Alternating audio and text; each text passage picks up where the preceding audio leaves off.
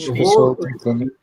Tá, eu pedi para a Patrícia para ela gravar essa aula, tá? E daí também, então, por vários motivos, uns que daí, quem quiser depois assistir de novo, não puder assistir hoje, daí assiste, fica também no, né, como uma biblioteca virtual aí das apresentações, aí sempre é bom para rever e tal, e muitas vezes não tem por que ficar repetindo uma aula todo semestre, se a aula está igual, então, né, todo ano. Então, é um dos motivos que eu pedi para a Patrícia gravar essa aula também.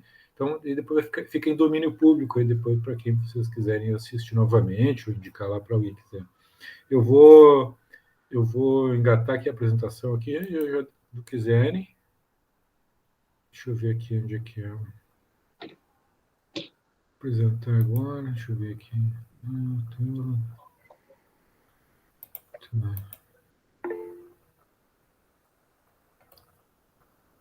Legal, Patrícia, obrigado.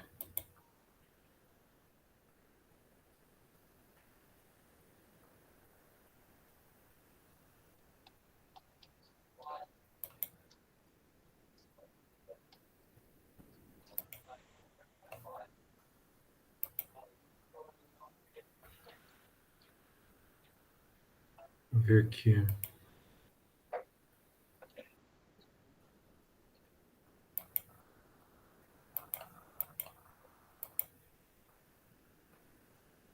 Aqui.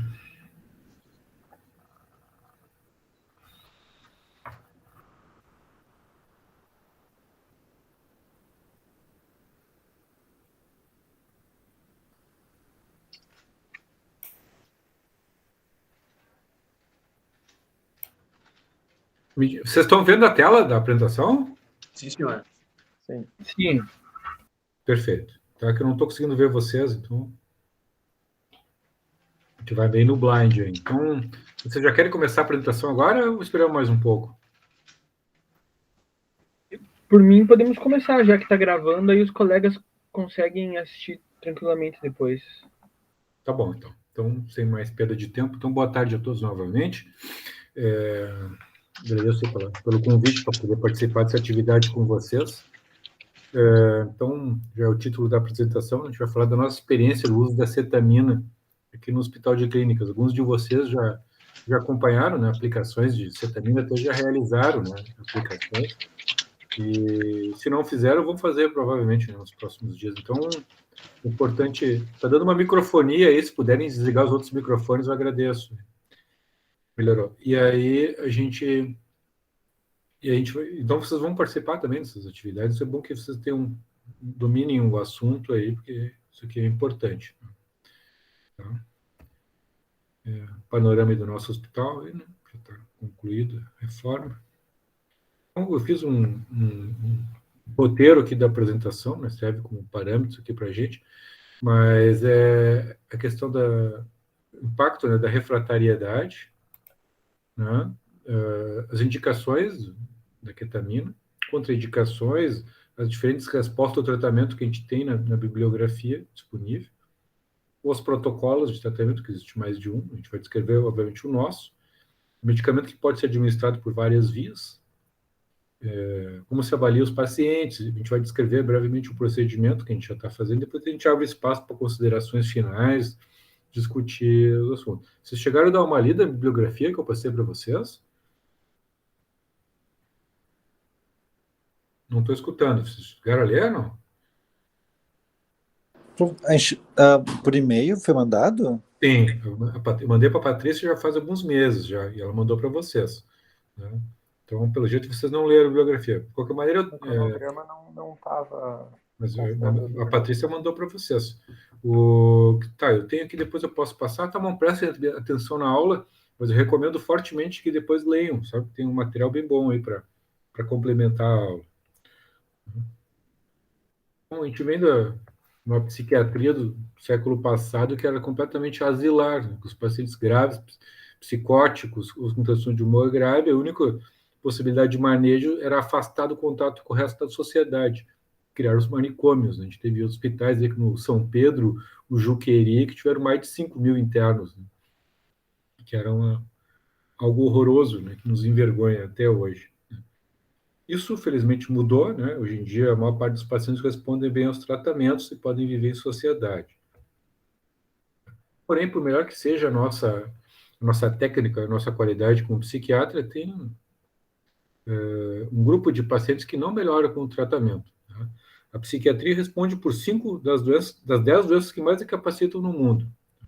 Então, por melhor que a gente seja como psiquiatra, sempre tem um gap ali que a gente não consegue preencher. E as pessoas ficam graves, né? Ficam incapacitadas para ter uma vida laboral mínima. A depressão é a doença que mais incapacita no mundo. Ela responde por mais de 10% dos pacientes incapacitados têm esse diagnóstico. Esse é um problema de alta prevalência e alto impacto, porque a prevalência é alta. Então, até na imprensa leiga já surge matérias e preocupações a respeito da depressão, né? Focando aqui na depressão por causa do tratamento. Então, né, vocês veem também, né, que óbvio que isso vem da margem, a gente não pode ser ingênuo, para muita imprensa sensacionalista. Vocês estão vendo ali a outra matéria da Veja ali, né, que a promessa de cura, que é exatamente a ketamina, né, que eles estão falando ali, né, vocês veem que vocês vão ver depois agora na apresentação, está bem longe de ser essa panaceia aí que eles tentam publicar, né, colocar na imprensa leiga, e às vezes até com motivações bem escusas.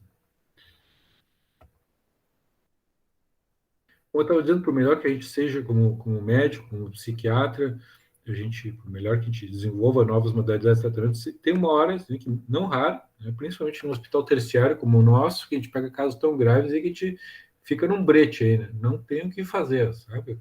Esgotam-se todas as possibilidades de tratamento. E o que fazer? Né? Aí surge um novo capítulo da psiquiatria, que é a psiquiatria intervencionista, né? Que é voltada exatamente para casos refratários, para casos de difíceis tratamentos. Entre a modalidade de tratamento disponibilizados pela psiquiatria intervencionista está a cetamina, né, que nada mais é que um anestésico já bem antigo, já da década de 60, né, bem comprovada a efetividade como anestésico, mas que começaram a se observar que os pacientes que faziam uso anestésico davam uma melhorada de humor, né? Então foi uma descoberta assim, meio que por acaso, assim como foi da ECT também, né? Eles observavam que os pacientes que tinham epilepsia melhoravam dos quadros psicóticos, de humor, depois que tinha uma convulsão, né? Então, observando os pacientes, surgiu essa ideia, né? Porque alguns pacientes que faziam casualmente anestesia, depois melhoravam o seu quadro de humor, né? Em virtude disso, se surgiu, né, uma hipótese de que se doses subanestésicas, né, não teriam uma capacidade de melhorar o humor dos pacientes. E isso foi se pesquisando. Então, a gente sabe que agora, em dose subanestésica, a cetamina tem um efeito extremamente rápido, né, e também duradouro em reduzir sintoma depressivo e na ideação suicida. E tem uma melhora da ideação suicida independente da melhora do quadro depressivo. Né? São questões que não necessariamente é secundária melhor do que um quadro depressivo. Ela tem um efeito que é independente. Né? Esse tratamento ele quebra o paradigma tradicional, que vocês já estão agora aí se encaminhando para o final do primeiro ano, né? que é o tempo de demora dos antidepressivos. Né? Toda aquela história, né? Pelo menos 2 semanas, às vezes até bem mais, né? A cetamina ela tem um efeito agudo, marcante. Assim. Então, ela ajuda a quebrar um pouco aquele tempo de espera que muitas vezes é bem angustiante para o clínico e também para o paciente. Qual seria o efeito Então, grosso modo, tá? Porque isso é bem pesquisado ainda, mas a cetamina é um fármaco glutamatérgico, tá? Uma das várias possibilidades, né? Ele é um antagonista não competitivo do receptor NMDA. Tá? Então, esse é o efeito dele. Tá? Embora tenham outros, tá? Mas para vocês guardarem, assim, o take home message, cetamina, medicação glutamatérgica. E o glutamato, os receptores de NMDA, que são do glutamato, estariam envolvidos na fisiopatologia da depressão. Né? E, após a infusão, haveria um aumento de glutamato, né, na região pré-frontal. Ele é glutamatérgico, mas parece que um dos efeitos dele também não seria só em virtude do glutamato, parece que regularia também os níveis do BDNF, que estão alterados por causa da depressão, transtornos de humor. Você sabe, né, que o pessoal até pesquisa bastante aqui no hospital isso, né?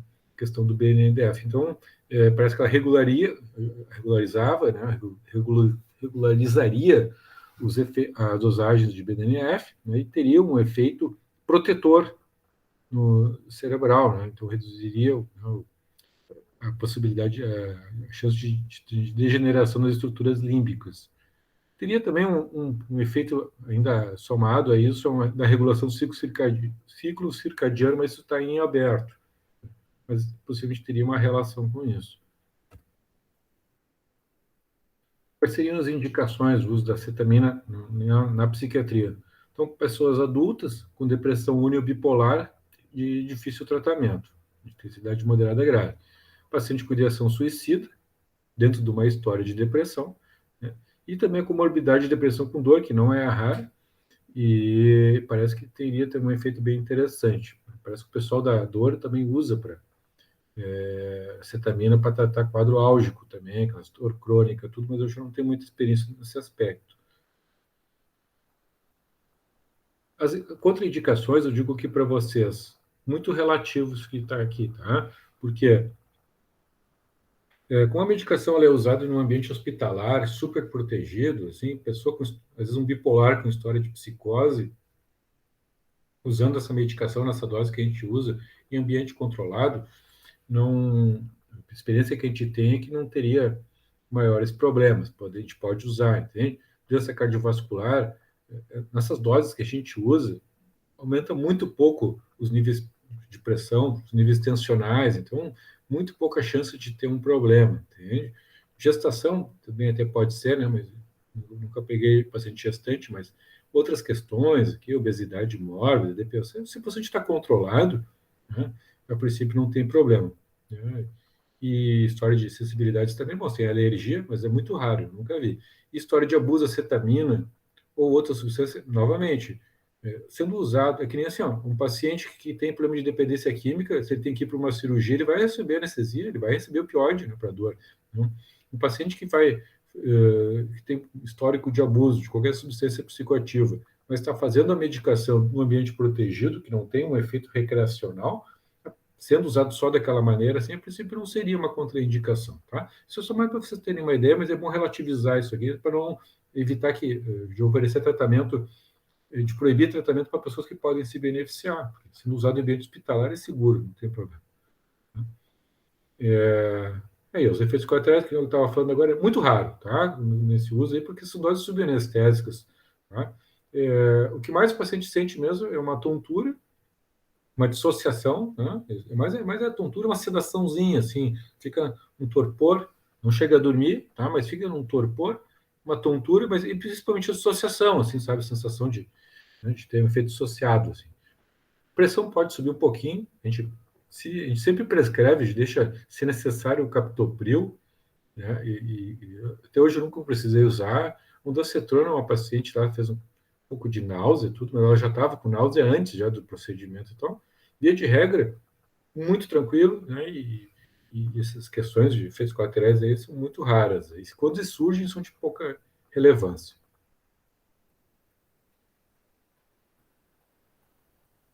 A cetamina, ela em cirurgia, como anestésico, ela começa a valer mesmo a partir de 1 miligrama por quilo. 2 miligramas, 2 a 3 miligramas por quilo, para ser bem objetivo, que é o que eles usam, né, que os anestesistas usam.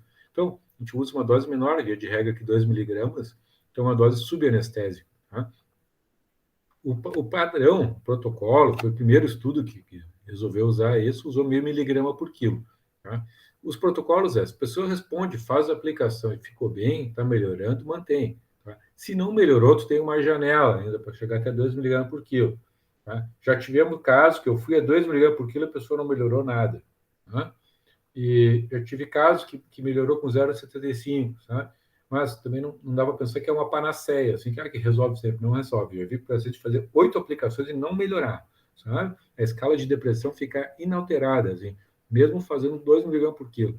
Então, a gente é importante saber isso, até para informar para os pacientes, né? Não é todo mundo que vai melhorar, mas a maioria responde, tá? E a dose que responde é a dose de efetiva. Se acertou a dose ali, vai naquela dose ali até terminar o ciclo. Os protocolos estão ainda em aberto, tá? Os estudos tem surgido mais estudo agora por causa do Spravato, que é a medicação que eles têm ainda, que eles têm mas ganharam agora só a aprovação, agora, então eles têm agora me fugiu o termo, eles têm o direito de uso, né, então como eles têm interesse de manter aquilo ali, né? Então por isso que surgiram mais estudos, mas os protocolos estão ainda em aberto. Tá? Via de regra, a pessoa faz o uso tem na cada aplicação, o efeito antidepressivo, imediatamente ele dura alguns dias, tá? Até questão até de uma semana, tá? E parece ter uma relação, isso é bem intuitivo, entre o número de aplicações, né, e a resposta e a remissão. Tá? Em média, tá, eu vou dizer para vocês, nossos protocolos aqui são 8 aplicações. Uma aplicação 2 vezes por semana, né, então são 4 semanas, 8 aplicações na fase aguda. Né? O paciente melhorou depois, pode começar a dar uma afastada, assim, pode ser uma vez por semana, cada 15 dias. Né? E se baseia muito no uso de escalas. Né? Então, a gente procura, os estudos fazem mais com a Montgomery, né? Pode ser qualquer escala que vocês quiserem usar, tá? Pode usar Hamilton, pode usar a Beck, né? Mas é importante ter um parâmetro objetivo, assim, sabe? Então, todo paciente que vai fazer tratamento, eu sempre aplico a Montgomery antes. Essa escala tem domínio público ali, né? É só pegar e imprimir. Né? Então, pelo menos já tem um bom parâmetro. O paciente iniciou o tratamento com madres tanto. Como cada uma vez por semana a gente vai aplicando e vai vendo, tá? E se o paciente tem uma recaída, né, piora do sintoma depressivo, a gente está autorizado a reiniciar o tratamento, né? Obviamente naqueles pacientes que melhoraram, pelo menos durante um tempo. Tá? Então, esse aqui é uma coisa para baixo, né? Que em cima do estudo deles aí, que eles montaram esse protocolo, né, que talvez seja um dos mais atuais aí, tudo, né? Então, que eles chamam a primeira 4 semanas seria a fase de indução, né, que se começa é diferente dele, porque é inalatório, tudo, mas podem imaginar ali, inicia com 0,5 miligrama por quilo, tá?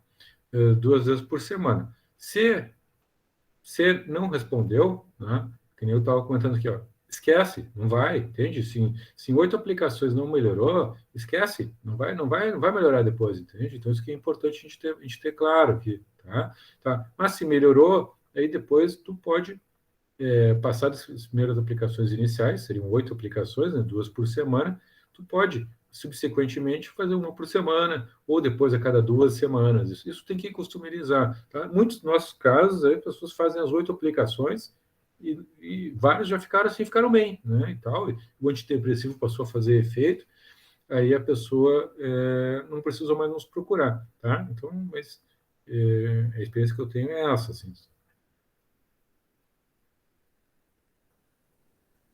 Tá, a questão da resposta ao tratamento. Aí, ó, esse aqui ó, é o primeiro estudo, tá? E tem exatamente 20 anos publicado no Biological Psychiatry de 2000. Tá? Então, foi o primeiro estudo que fizeram. Tá? E o pessoal da Yale, se não me engano, e pesquisadores da Yale. Né? Então, eles observaram a resposta, né? Eles fizeram endovenosa, né? Ketamina endovenosa, bomba de infusão, 40 minutos, né? Com mudança dos sintomas depressivos, né? Dentro de 72 horas depois da aplicação comparado com placebo. Então, esse é o primeiro estudo, começou aqui. Tá? Antes tinha relatos de casos, tá? Mas o primeiro estudo randomizado, feito bem do ponto de vista metodológico, começou aqui. Tá? Isso faz 20 anos. Tá? Então, 20 anos. 20 anos para cá, o corpo de conhecimento aumentou absurdamente. Tá? Então, já tem até meta-análise a respeito do assunto. Essa é uma delas, né? Então, que vier somatório de outros estudos. Então, que nem eu que estava comentando com vocês, né, que o baseline, né, então, placebo e medicação, obviamente, não tem diferença, mas uma hora depois, isso já começa a ser diferenciado do placebo, favorecendo o tratamento.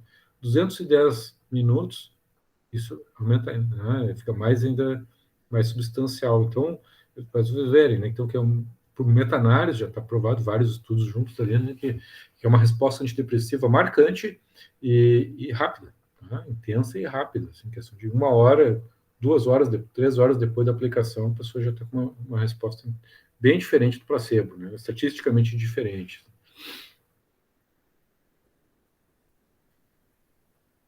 a questão também que eu falei para vocês, como eram sintomas depressivos, né, pacientes refratários, que já estão em uso. Ali, todos os pacientes que eu estou comentando aqui, é tudo gente que está em uso do antidepressivo, tá? Não se altera. A ketamina sempre é dom, tá? A gente nunca suspende os outros antidepressivos, os outros estabilizadores de humor. Mantém e aí tu acrescenta, entende? Todos é assim, tá? Então, a ketamina sempre, nunca é monoterapia, né? Então, tem esse efeito na depressão resistente e também como efeito independente na questão da ideação suicida. Então, também por meta-análise, já tem meta-análise provando que ela teria também um efeito em atenuar a ideação suicida em questão de 24 horas após a aplicação, né? Então, isso aqui é um instrumento, né, de ideação suicida reportada pelo clínico, né, que em questão de um dia já tem uma diferença estatística em relação ao placebo, no controle, né? Esse aqui, ó, é o item 10 da Madres. Quem conhece a Madres, né? Depois eu mostro uma foto, eu mostro a Madres. Tem o 10º item da Madres. Toda a escala de depressão, ela sempre tem um item sobre suicídio, né? A Hamilton e a Piebeck também tem. Então, a Madres, o item 10 é o item sobre ideação suicida, né? Que também, quer dizer, comparando os pacientes com ideação suicida, então, esse item ele vai de 0 a 6, então, item 3 da média, sem diferença entre placebo e a ketamina no tempo zero, mas a questão de um dia, isso já dá uma diferença significativa que se mantém ao longo dos outros, entende? Então, é um interessante, assim, sabe?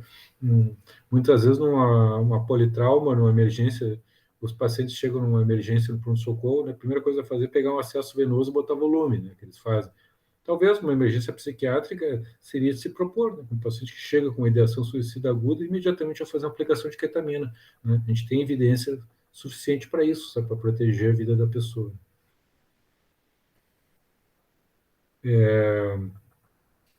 Por causa da questão de patente, né, que tinha fugido do termo, assim, né, agora a ketamina, da década de 60 já caiu a patente faz muito tempo, né, mas o laboratório, para poder ter interesse de desenvolver um novo fármaco e poder ganhar dinheiro, não poderia usar a acetamina já formulação tradicional, então eles tiveram que inventar essa liberação por spray, né, para poder ganhar, né, a patente e ter direito de comercialização, né. Infelizmente, assim, indiretamente a gente consegue ter algum nível de evidência que a gente pode usar para ketamina de formulação outras que a gente já está usando, tá? Mas esse é o estudo aí, que agora é bem recente, que mostra aí, né, da efetividade da ketamina, né, sempre adicionando, né, a um antidepressivo na prevenção de recaída em pacientes com depressão resistente.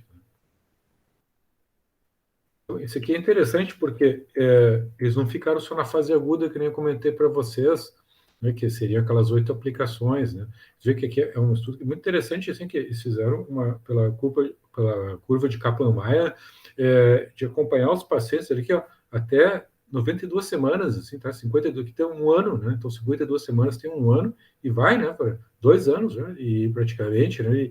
E o que quer dizer com isso aqui, ó? Pacientes que obtiveram a remissão, né? Então, remissão, zerou sintoma depressivo. E no B, pacientes que obtiveram resposta. Você sabe que tem uma diferença, né, entre o paciente que zera sintoma, que entra em remissão, e do que tem a resposta, que tem 50% de melhora lá na escala, né? Normalmente eles usam a Hamilton, né? 50% de melhora na Hamilton é resposta na depressão.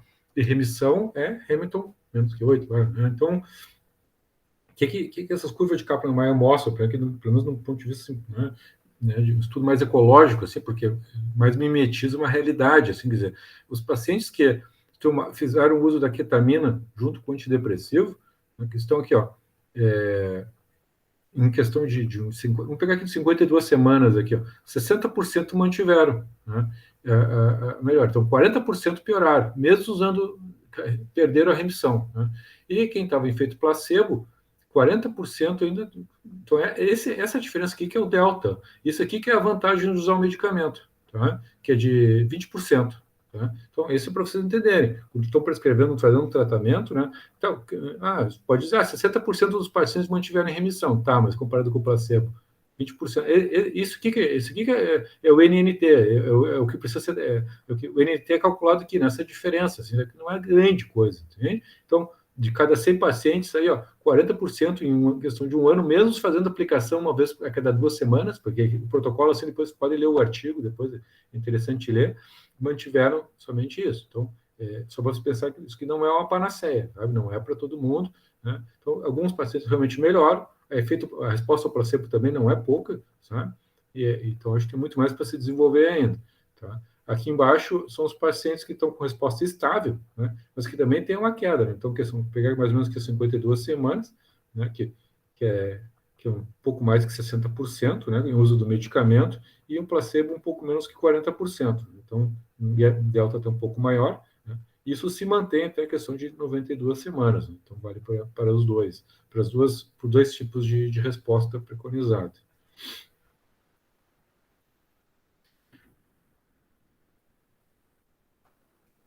Bom, a medicação, a cetamina, ela pode ser administrada por todas as vias possíveis e imagináveis, tá? A gente vai falar um pouquinho das mais comuns aqui, tá? Mas a gente é livre para poder usar diversas vias aqui. Ela tem óbvio, né, um mecanismo de primeira passagem, a biodisponibilidade dela é muito maior que a via parenteral, né? Por isso que os estudos mostram, né, a via endovenosa, mas também intramuscular, intranasal, também por causa dos estudos que fizeram, né, por causa de quebra de patente, mas também pode ser por via oral, por via retal, também por via subcutânea. Eu tenho a preferência de usar via subcutânea por vários motivos, depois eu posso explicar melhor. Esse estudo aqui da ACTA, aqui, de 2016, mostrou assim, que não tem diferença, tá, de efetividade a via subcutânea comparada com a endovenosa, com a intramuscular. Tá? Porém, comentou algo assim que eu achei muito interessante, ó, menos efeitos adversos foram notados na via subcutânea. E eu assino embaixo. Tá? É essa percepção que eu tenho. Tá? Porque a gente já teve pacientes aqui no ambulatório que estavam fazendo uso subcutâneo, daí o paciente me pediu para poder fazer uma endovenosa também, que ele queria agilizar a resposta ao tratamento dele e tal, e ele podia vir no CCA. E no CCA, a gente faz ali com os anestesistas, é na bombodifusão, 40 minutos. Né? Eu fui lá ver o paciente na sala de recuperação, lá ele estava com o olho grilado, assim, apavorado, lá, porque teve muito mais efeito dissociativo do que a subcutânea. Então, ele me pediu para continuar sempre na subcutânea, ele não queria mais fazer endovenosa. Então, por vários motivos, por facilidade de uso, menor custo, menor complexidade, não tem que usar o CCA, não precisa pagar anestesista, fica só com honorários para psiquiatra, o familiar fica junto ali, via subcutânea, na minha opinião, e a gente pode controlar a aplicação, né, e é o mesmo fármaco, tudo tem uma boa biodisponibilidade, ainda prefiro, é a minha rota de administração de escolha.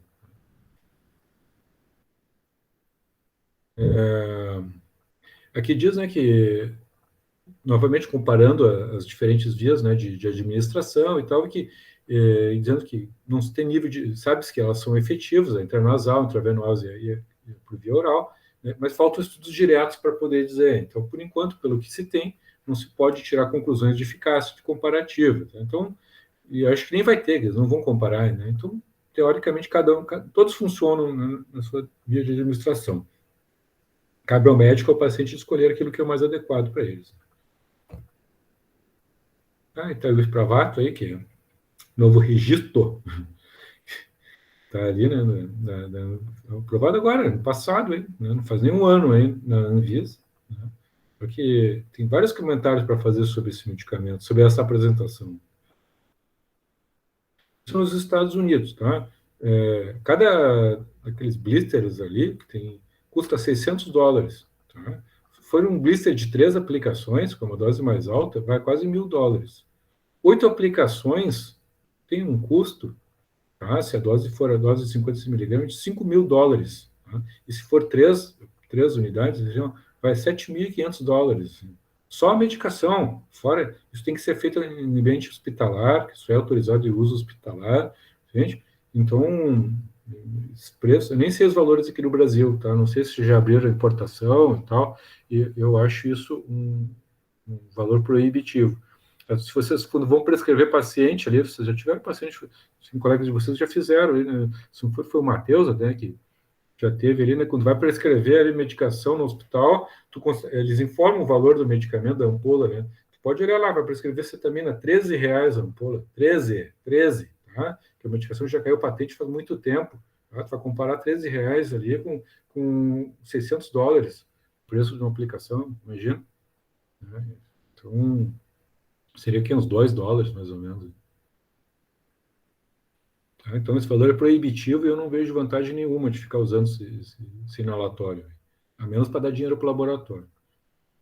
Tá? Então, é aí que é o protocolo, né? Que tem toda uma função aí de tu aplica aquele, tipo uma seringa, né? Que tu dá uma soprada ali, né? Ali, libera. O paciente tem que esperar 5 minutos e faz novamente, né? Espera. Se a dose mais alta, tem que fazer isso 3 vezes. Né? Quer dizer, então, muito mais fácil fazer a subcutânea ali, tudo um custo muito menor e não tem toda essa função, essa complexidade. Só estou mostrando para vocês saberem, tá? Então, um falados para vato e tal, e tem muita pressão do laboratório também, então, mas é bom a gente analisar isso criticamente. Aqui um estudo feito aqui com o pessoal de Israel, né, que mostrou que ketamina também, até por via oral, tá? Que então, né, então tu pode usar via oral, que eles usaram 1 miligrama por quilo, né, de ketamina e tal, e que também mostrou efetividade, tá? Então, não tem necessariamente uma via melhor que a outra.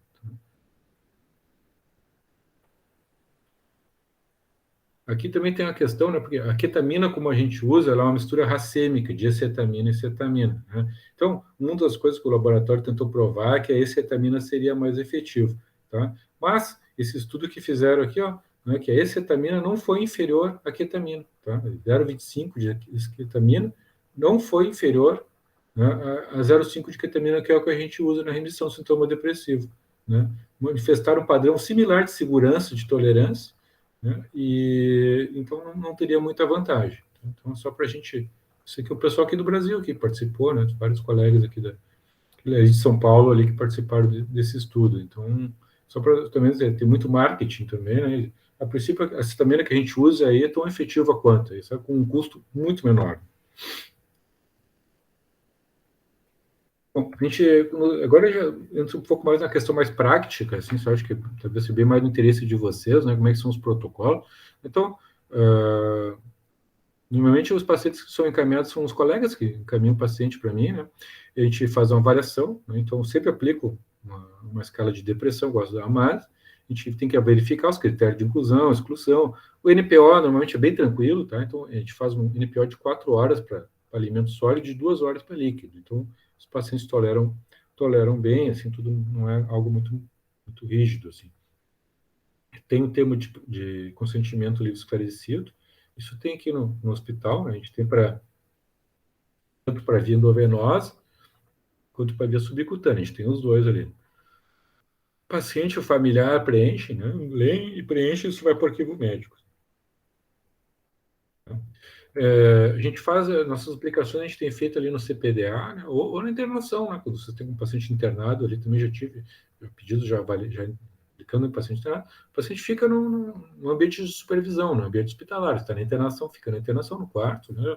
Se está no hospital, pode ficar no CPDA ali, né? Ou no hospital dia. Então, fica junto com o familiar ou acompanhante, né? Fica junto ali, a pessoa fica numa maca, né? Para poder ficar repousando. A gente tem aquele aparelho para medir sinais vitais. A gente faz aplicação, eu tenho preferido fazer a aplicação subcutânea, a gente pode usar a parede abdominal para aplicar, né? Usar uma agulha de insulina. Se o paciente é muito obeso, pode fazer atrás do braço também. Tá? O paciente fica, por causa do efeito do fármaco, assim, pelo menos 1 hora ele fica ali em supervisão, tá? Junto do familiar, junto do acompanhante, ali, até a pessoa passar o efeito dissociativo do fármaco. Tudo bem, depois a gente aplica uma escala Aldrete, que eu mostro ali um exemplo, que dá condições da pessoa poder ir para casa, né? Não convém que ela dirija depois, tá? Se bem que eu já tive paciente que pegou e voltou para a serra dirigindo, não queria entregar o carro para a mulher, acreditava mais nele, sob efeito do medicamento, que o carro para a mulher. Então ele mesmo pegou o carro e voltou para casa. Então, e depois me contou, né? Então, tudo bem, né? Mas via de regra, é melhor que não dirija, tá? Que a pessoa né? Então é melhor que saia dali, coma um lanche, alguma coisa assim, depois volta para casa, mas não dirigindo, né? Agora aqui, ó, entra uma parte mais prática, assim, para mostrar mais. Assim, então, essa aqui, ó, aí é uma ampola de cetamina, essa que custa R$13, aí, tá? Então, agulha aspirativa, né? Tem a agulha de aplicação, né? Seringa de 5 ml, 13 ml é mais que o suficiente. Então, a gente faz a aspiração. né? Ali a medicação, né? Vai na bandeja, aplica direitinho, te passa um óculos. O paciente gentilmente me autorizou a congresso, para aula, ele autorizou que eu tirasse fotos e tudo. Obviamente não estou mostrando o rosto dele, né? Então, ele gentilmente me autorizou, então, para poder vocês verem, né? Que também não tem mistério, tá? Uma aplicação subcutânea no abdômen, né? O paciente era mais obeso, né? Então, por isso que precisava receber uma dose mais alta, para fechar o 0,5 mg por quilo. Tá? Então, é aplicado ali, é simples, é prático, não tem aquela função de reaplicar. Tem gente que nos protocolos aplica meia dose, espera um pouquinho, eu acho tudo isso bobagem. Aplica tudo, né? A pessoa fica deitado ali, acompanhando, a gente vai monitorizando e é tranquilo, tá? Isso aí tem nossos equipes, aí a gente vai monitorizando de 2 horas, vai anotando, a pressão sobe um pouquinho, a frequência cardíaca sobe um pouquinho, a saturação normalmente se mantém e tal, né? E a gente faz os cálculos ali, depois a gente passa para o computador, né? Tá? Então, aqui é a escala Aldrete, aquela que eu tinha comentado, né, que a gente liberar para tirar pelo menos 9 pontos, né? Mas a pessoa, depois de 1 hora, ele está acordado, tá? Ele responde questionários, respira fundo, a pressão está dando do normal, saturando bem, mais que 94, né? Então capaz de se mexer. Eu peço para. Eu sempre pergunto qual é o teu telefone, onde é que tu mora e tal, né? Faz o ponta do dedo, ponta do nariz. Peço para a pessoa sentar devagarinho, caminho com ela um pouco dentro do ambulatório. A pessoa sente que está firme, se ela sente que não está muito firme, 5 minutos já faz toda a diferença. Sempre a gente espera mais uns 5 minutos. Importante que a pessoa não vai cair no corredor lá, né? Então a gente tem que deixar a pessoa estar firme bem para poder. Porque ela fez uma medicação anestésica, uma dose subanestésica, mas fez, né? Que tem alterações, né, de percepção, então a gente tem que deixar a pessoa em condições de ir para casa. Por isso que nunca pode estar sozinho, né? Você tem que estar em acompanhamento. Aqui está a Madres, tá? Aqui, viu o 10º item que eu tinha comentado com vocês, é só sobre pensamentos suicidas, né? Então, lá em média era 3, né? Mas vê que a Madres mais alta é 6, né? Então, que é um plano suicida total, né? Então essa escala tem domínio público, né? Pois, vocês podem baixar e usarem. Eu recomendo categoricamente que usem, tá? Isso aí, isso até não só nos nossos pacientes, qualquer dos pacientes, às vezes no ambulatório, em seguida até vocês usam, né? É sempre bom ter um parâmetro objetivo, assim, né? Segundo o paciente vai medir a pressão no cardiologista e tal, né? Eles anotam a pressão, tem um parâmetro, né? Então, a gente não tem ainda nenhum exame para nos ajudar, né, a fazer diagnóstico, acompanhamento, a gente aplica escalas, né? Então são bem úteis, assim, sabe? E ajuda a redefinir a conduta, né? Se a pessoa está bem e tal, a gente consegue quantificar a resposta, ou a ausência de resposta.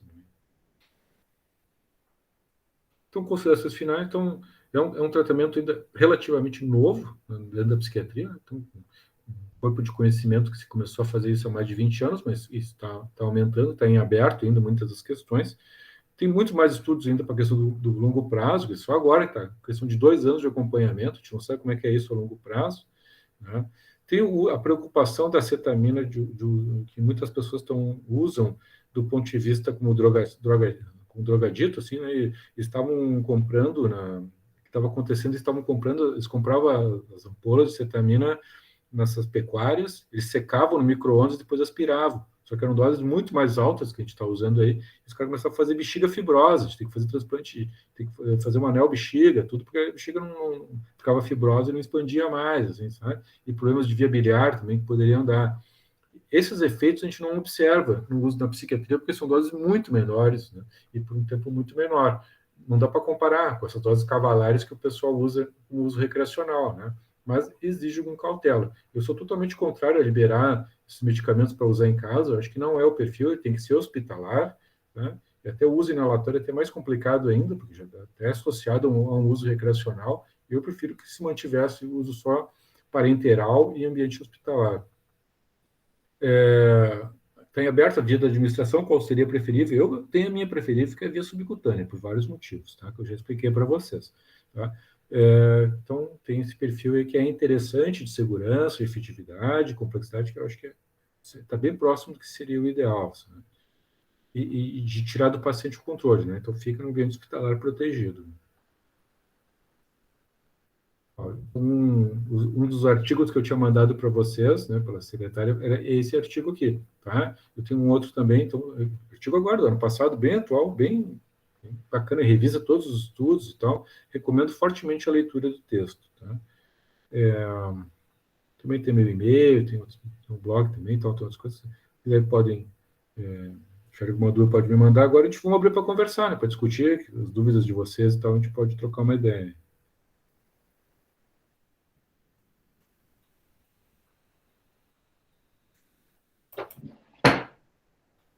Professor, eu tenho uma pergunta. Ali na aplicação subcutânea, assim, a injeção tem que ser lenta, alguma coisa assim? Não. Bolo. Tá. É bom, dá injetada. Isso aí. Bem objetivo, não precisa ser lento, não. A endovenosa que fica, né? 40 minutos lá na bomba, lá tudo, né? Tudo isso a gente resolveu, sabe? Faz isso aí. Agora, no início as pessoas estavam fazendo, como eu falei, aplica meia ampola, espera mais um pouquinho. Bobagem isso aí, sabe? Toca a ampola direto, assim, deu. E os pacientes, ó, já está feito o tratamento, agora é só esperar. Facilita horrores a vida. Sabe? Obrigado. Uhum.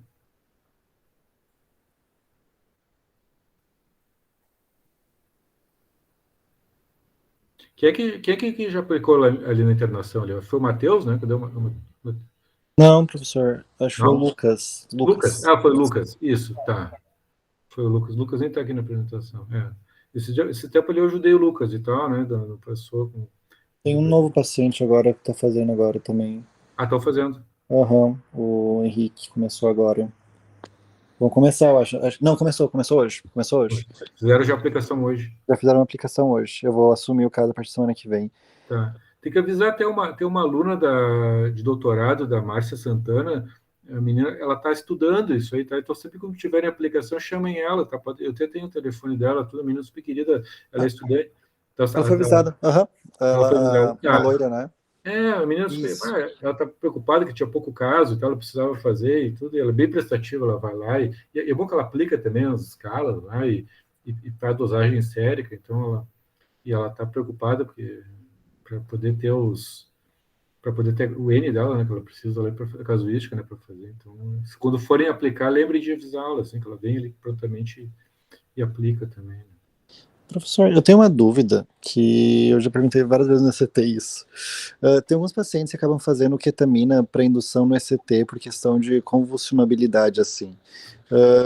Alguma vez já foi feito algum delineamento de estudo para ver se a aplicação da ketamina no ECT melhora a resposta? Porque é diferente, né, o tipo de aplicação, isso já me falaram, mas ninguém nunca me falou assim se é melhor fazer ketamina para alguns pacientes ou para outros, só não por convulsão, mas por resposta aos sintomas. Isso aí, na revisão ali que eu sugeri a leitura, eles fizeram esse estudo e não mostrou vantagem, tá? Não mostrou vantagem colocar ketamina no protocolo de ECT, não melhorou o tempo de resposta do sintoma depressivo. Ah, tá, desculpa. Obrigadão. Imagina. Eles fizeram 2 estudos, tá? Eles compararam as pessoas naquela primeira semana de depressão, ou foram para ECT ou foram para ketamina. Isso é um tipo de estudo.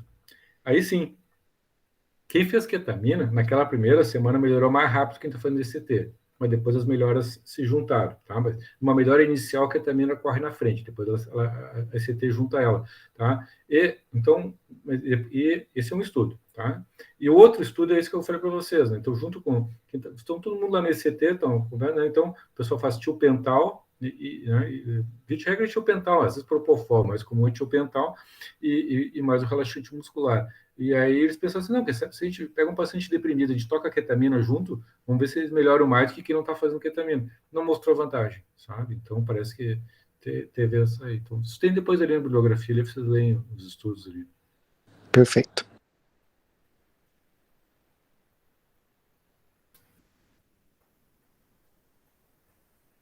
É bom que todo mundo tenha esse treinamento aí, sabe, da ketamina, vocês dominem isso aí, sabe? Então, claro, né, uma coisa que dá uma olhada, é bom mesmo fazer, sabe? Quando chega um paciente quadro depressivo, ideação suicida, assim, tudo vocês pegarem, eles pegam todo o protocolo, fazem direitinho e tal, é legal. É bom que vocês passem por esse treinamento, assim, sabe? Vocês dominem isso, porque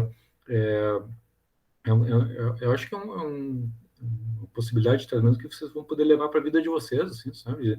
Principalmente eu fico preocupado esses pacientes agudamente depressivos, ou depressão psicóticas, ou depressão suicidas, assim, né? Poder usar uma alternativa que tu reduz comprovadamente, pelo menos agudamente, a ideação suicida, em quadro de sintomas depressivos, assim, eu acho que é uma oportunidade interessante. Assim. Então, vocês terem familiarizados com essa alternativa, eu acho bem válido. Assim.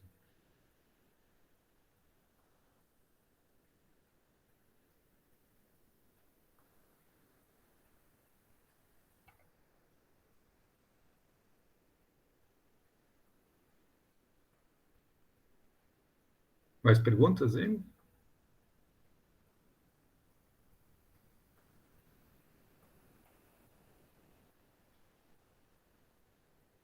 Então tá, gente. Então, eu não sei se não tem mais perguntas, eu sempre estou à disposição, tá? Vocês sempre me enviem lá no ICT, ou às vezes pela internação mesmo, né? Ou tudo. Então, precisando de qualquer coisa aí, ou qualquer outra dúvida, forem ler os textos e quiser trocar uma ideia, também é só me procurar aí que a gente pode trocar uma ideia futuramente. Então, tá? Então, uma boa tarde para todo mundo, então, tá? E bom fim de semana para todo mundo. Obrigado, professor. Obrigado, tchau, tchau. Realmente. Obrigado pela aula. Tchau, tchau.